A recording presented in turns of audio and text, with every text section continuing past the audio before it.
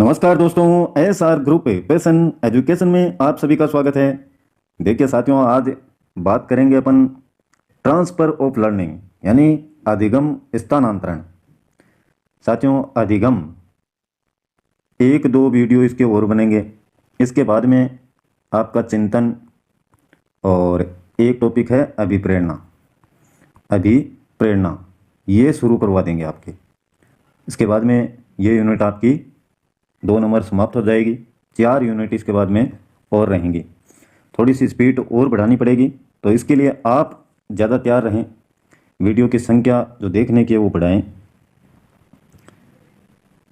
अधिगम स्थानांतरण में देखिए साथियों, अधिगम ऐसे नहीं है कि आपने जो सीखा हुआ है वो कहीं दूसरी जगह पर ट्रांसफ़र कर दिया। ऐसा नहीं होता। इसमें आपने जो कुछ भी सीख रखा है, प्रत्येक व्यक्ति अलग अलग कार्यों में पारंगत होता है। वह अपना सीखा हुआ ज्ञान किसी दूसरे कार्य को करने में उपयोग में लेता है। उसमें सफलता मिलती है, नहीं मिलती है, या उस कार्य के करने में वह ज्ञान काम में आता है, नहीं आता है, ये अलग बातें हैं। लेकिन आप क्या करते हैं, अपने सीखे हुए ज्ञान को किसी दूसरे कार्य को करने में काम में लेते हैं, दूसरे क्षेत्र में उपयोग में लेते हैं। तो वही क्या है, आपका अधिगम स्थानांतरण। लेकिन साथियों, यहाँ पर बहुत सारे साइंटिस्ट, वैज्ञानिक हैं, मनोवैज्ञानिक हैं। उन्होंने देखे क्या कहा है, करो एवं करो के अनुसार सीखने के एक क्षेत्र में सीखने के दूसरे क्षेत्र में स्थानांतरित होने वाले ज्ञान को अधिगम का स्थानांतरण कहते हैं। वही बात है जो मैंने बताई है। सीखने के एक क्षेत्र से सीखने के दूसरे क्षेत्र में स्थानांतरित होने वाले ज्ञान को अधिगम का स्थानांतरण कहते हैं। ये कहा था करो एंड करो साहब ने। परिभाषाएं आपको ध्यान में रखनी है। कोल सैनिक के अनुसार देखिए, इन्होंने क्या कहा है, शिक्षा के स्थानांतरण से आज से एक परिस्थिति में प्राप्त ज्ञान, आदतों, निपुणता, अभियोग्यता का दूसरी परिस्थिति में प्रयोग करना, यही क्या है, अधिगम स्थानांतरण है। ऐसा कहा कोल सैनिक ने कि एक परिस्थिति में जो प्राप्त ज्ञान है, आपकी आदतें हैं, निपुणता किसी कार्य में, अभियोग्यता आपके स्वयं के अंदर जो योग्यता मौजूद है, वो दूसरी परिस्थिति में प्रयोग करना। एक है आपके सोरेनसन। इन्होंने देखे क्या कहा है, स्थानांतरण एक परिस्थिति में अर्जित ज्ञान, प्रशिक्षण और आदतों का दूसरी परिस्थिति में स्थानांतरित किए जाने का उल्लेख करता है। तीनों की लगभग सेम सी ही है साथियों, लेकिन थोड़ा सा इनमें जो शब्दों का है वो अलग अलग प्रयोग किया गया है, तो इनको इन्हीं के अनुसार ध्यान में रखें। उपरोक्त परिभाषाओं से स्पष्ट है कि सीखने के अंतरण में तात्पर्य है किसी विषय, कार्य अथवा परिस्थिति में अर्जित ज्ञान, कौशल, आदतों, विचारों आदि का उपयोग किसी अन्य विषय, कार्य अथवा परिस्थिति में करना है। तो ये इसकी अधिगम स्थानांतरण की परिभाषा निकल करके आती है सामने। जो मैंने बताया है, मैंने समझाया शुरुआत में, वो आप ध्यान में रखें। सेम ही है साथियों ये। अब देखिए स्थानांतरण और अंतरण के प्रकार। कई प्रकार का होता है, 3 प्रकार के टाइप्स ऑफ ट्रांसफर। एक है आपका सकारात्मक, इसी को बोलते हैं धनात्मक स्थानांतरण। जब एक विषय में सीखा हुआ पुराना ज्ञान किसी दूसरे नए विषय को सीखने में सहायक होता है, तो इसे सकारात्मक, धनात्मक व अनुकूल स्थानांतरण कहते हैं। जैसे साथियों, हिंदी का ज्ञान है, संस्कृत में उपयोगी है, तो ये क्या है, सकारात्मक या धनात्मक स्थानांतरण है। जोड़ बाकी आप सीख लेते हैं साथियों, जोड़ बाकी गुणा भाग सीख लेते हैं अच्छे से, तो बाजार से जब सामान खरीदने जाते हैं तो आप आसानी से खरीद सकते हैं। तो इसका स्थानांतरण देखिए, इस प्रकार से हुआ। आपने सीखे जोड़ बाकी और कहाँ काम में आए, मार्केट में आपके काम में आए। तो इस प्रकार के स्थानांतरण जितने भी हैं, इनको कहेंगे आप सकारात्मक या धनात्मक स्थानांतरण। आगे है नकारात्मक या ऋणात्मक है, निषेधात्मक स्थानांतरण भी इसी को कहते हैं, नेगेटिव ट्रांसफर।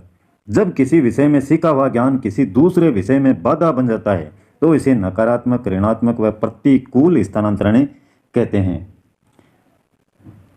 जैसे हिंदी में आपने गिनती सीख रखी है साथियों, हिंदी में 1 2 3 4 जैसे भी जितनी भी है, तो वो अंग्रेजी में क्या है, अंग्रेजी में जो गिनती है उसमें बाधा पहुंचाती है। कैसे? अब 1 2 3 4 यहाँ पर तो ऐसे बोलते हैं, वहाँ पर बोलते हैं 1 2 3 इस प्रकार से। तो ये सकारात्मक नहीं है साथियों, नकारात्मक है। और अंग्रेजी भाषा सीखने पर संस्कृत में भी आपको कठिनाई महसूस होती है। और सिंपल उदाहरण देखिए, जैसे लड़कियां हैं साथियों, शादी से पहले सलवार पहनती हैं और अच्छे से सीख लेती हैं कैसे पहना जाता है और कंफर्टेबल भी रहती हैं उसमें। लेकिन साथियों शादी के बाद में उन्हीं लड़कियों को साड़ी साड़ी या जो अपने ओढ़नी है, घाघरा है, चुनरी है, ये पहनना पड़ता है। तो इसमें जो स्थानांतरण है सीखने का हो तो जाता है, लेकिन क्या है, बाधाएं कई प्रकार की आती हैं साथियों। इसमें शुरू शुरू में कंफर्टेबल नहीं महसूस करती हैं अपने आप को, फिर तो धीरे धीरे इसको भी वो सीख लेती हैं। लेकिन शुरुआत में क्या है, परेशानी का सामना करना पड़ता है।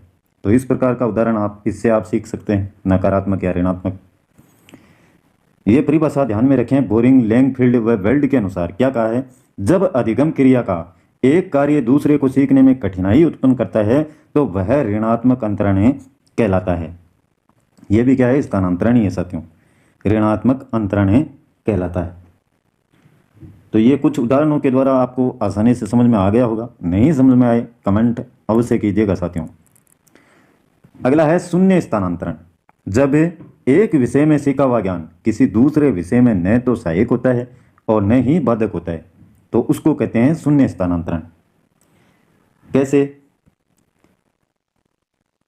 जैसे साथियों आप कार चलाना सीख रहे हैं और अगर खाना पकाना आपको अच्छे से आता है तो न तो इसमें आपको सहायता मिलेगी इससे, और न ही खाना पकाने में कोई इसमें बाधाएं आएंगी आपको। और बहुत सारे उदाहरण हैं, जैसे भौतिक विज्ञान का ज्ञान है वो संस्कृत की समस्या को हल नहीं कर सकता है और न ही सीखने में उसके कोई बाधा पहुंचाता है। तो इस प्रकार के जो स्थानांतरण हैं उनको कहते हैं शून्य स्थानांतरण। आगे अन्य अधिगम स्थानांतरण के प्रकार दे रखे हैं। एक है आपका क्षैतिज अंतरण, हॉरिजॉन्टल ट्रांसफर। देखिए, जब किसी परिस्थिति में अर्जित ज्ञान का प्रयोग व्यक्ति के द्वारा उसी प्रकार की लगभग समान परिस्थिति में किया जाता है तो वह आपका क्षैतिज अंतरण कहलाता है। अंतरण बोल दो चाहे स्थानांतरण बोल दो साथियों, इसमें आप कंफ्यूज मत होना। देखिए, हॉरिजॉन्टल, हॉरिजॉन्टल का मतलब क्षैतिज, और अंतरण ट्रांसफर, यहाँ पर भी ट्रांसफर। अब इसको समझते हैं साथियों। देखिए, किसी परिस्थिति में अर्जित ज्ञान का प्रयोग व्यक्ति के द्वारा उसी प्रकार की लगभग समान परिस्थिति में किया जाता है। जैसे आपको स्कूटर चलाना आता है, स्कूटी आप आसानी से चला लेती हैं, तो वह ज्ञान आपका मोटरसाइकिल चलाने में भी काम में आता है। आता है कि नहीं आता है? उसी प्रकार से जैसे हासिल वाले सवाल करते हैं, हासिल की जोड़ बाकी आपको सिखाई जाती हैं, तो सिखाते समय पहले एक हासिल आपको लगानी सिखाई जाती है, फिर दूसरी हासिल, फिर तीसरी हासिल। तो इसी अंतर्गत जो अंतरण है इसके अंतर्गत ये आते हैं। यह आपका क्षैतिज, और इसके बाद में है ऊर्ध्व अंतरण या वर्टिकल। जब किसी परिस्थिति में अर्जित ज्ञान का उपयोग प्राणी के द्वारा किसी उच्च स्तरीय परिस्थितियों में किया जाता है। जैसे स्कूटर चलाने वाले व्यक्ति को अगर कार चलाना सीखना हो, जब किसी परिस्थिति में अर्जित ज्ञान का उपयोग प्राणी के द्वारा किसी उच्च स्तरीय परिस्थितियों में किया जाए। अब ये तो देखें, निम्न स्तरीय स्कूटर चला रहे थे पहले आप, और फिर आपको कहा जाए कि आप कार चला लो। तो इस प्रकार का जो ज्ञान का अपने सीखे हुए अधिगम का स्थानांतरण आप उच्च स्तरीय में करते हैं, उच्च स्तरीय परिस्थितियों में करते हैं, तो उसको कहते हैं ऊर्ध्व अंतरण। और जैसे बाल्य अवस्था है उसमें आप अधिक अच्छी सीखी हुई चीज़ें हैं या क्रियाएं हैं, आदतें हैं आपकी, वो बड़े होने पर भी प्रयोग में ले सकते हैं।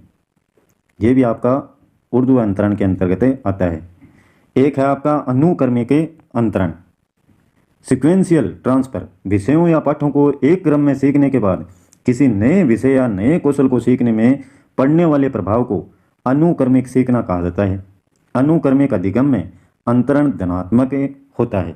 LSRW, क्या समझते हैं इससे? L का मतलब होता है लिसनिंग, S का मतलब स्पीकिंग, R का मतलब रीडिंग और W से राइटिंग। लिसन यानी सुनना, स्पीकिंग यानी बोलना, रीडिंग यानी पढ़ना और राइटिंग यानी लिखना। अब देखिए ऐसे भी याद रख सकते हैं सुबोपली, हिंदी में अगर आप याद रखें सुबोपली याद रखें इसको, ये सही क्रम है इसका। सबसे पहले सुना जाता है, फिर बोला जाता है, फिर पढ़ा जाता है और ये लास्ट में लिखते हैं, तो ये क्रम है।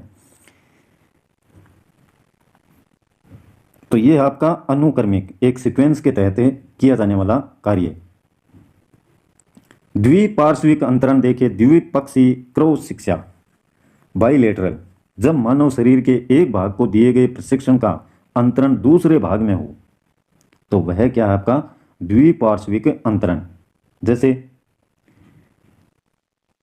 आप दाएं हाथ से लिखते हैं और इस लिखने का लाभ आप बाएं हाथ से लिख करके उठाएं तो यह क्या है द्विपार्श्विक अंतरण आपका कहलाता है या द्विपक्षीय।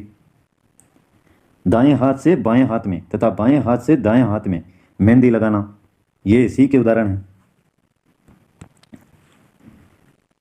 ये सभी धनात्मक और सकारात्मक अंतरण के अंतर्गत ही आते हैं, यानी जिनसे कोई ना कोई लाभ प्राप्त किया जाता है। नकारात्मक में ऐसा नहीं होता है। अंतरण की दशाएं हैं ये। कंडीशंस ऑफ ट्रांसफर, यानी सीखने वाले की इच्छा होनी चाहिए तभी ट्रांसफर हो सकता है। सीखने वाले की मानसिक योग्यता अच्छी होनी चाहिए। सीखने वाले की शैक्षिक उपलब्धि वह भी क्या है बेहतर होनी चाहिए। विषय वस्तु की समानता होनी चाहिए। अगर अलग अलग विषय हैं तो फिर उनमें क्या है बाधाएं देखने को मिलती हैं। अध्ययन विषयों की समानता, प्रशिक्षण अच्छी तरीके से लिया हुआ हो, विषयों के अंतरण मूल्य, तो ये अंतरण की दशाएं या कंडीशंस हैं कुछ। इसके बाद में है स्थानांतरण का शैक्षिक महत्व है, एजुकेशन इम्प्लीकेशन ऑफ ट्रांसफर। स्थानांतरण का है वो शैक्षिक महत्व है। शिक्षा में किस प्रकार से महत्व है देखिए, छात्रों से अधिक सामान्यीकरण कराया जाना चाहिए। शिक्षक पढ़ाते समय सहसंबंध के सिद्धांत को अपनाए। छात्रों को नियमित रूप से स्थानांतरण के अवसर प्रदान किए जाने चाहिए। शिक्षक बालकों को कार्य अनुभव के माध्यम से शिक्षा प्रदान करे। छात्रों को उनके भविष्य की योजनाओं के अनुरूप शिक्षा दी जानी चाहिए। तो ये पढ़ने योग्य बातें हैं, आप आराम से इनको समझ सकते हैं। किसी प्रत्यय को स्पष्ट करने के लिए अध्यापक को दैनिक जीवन से संबंधित पर्याप्त उदाहरण देने चाहिए। दैनिक जीवन, और मैं जितने भी उदाहरण देता हूँ आपसे जुड़े हुए ही देता हूँ साथियों। इसी प्रकार से किसी भी विषय वस्तु को स्पष्ट करने के लिए अध्यापक को क्या है दैनिक जीवन से संबंधित पर्याप्त उदाहरण देने चाहिए। इससे क्या है जो स्थानांतरण है वो अच्छा होता है। तो ये साथियों आज का टॉपिक है। इसके बाद में अधिगम संबंधी कठिनाइयाँ हैं, अधिगम प्रशिक्षण स्थानांतरण के सिद्धांत हैं।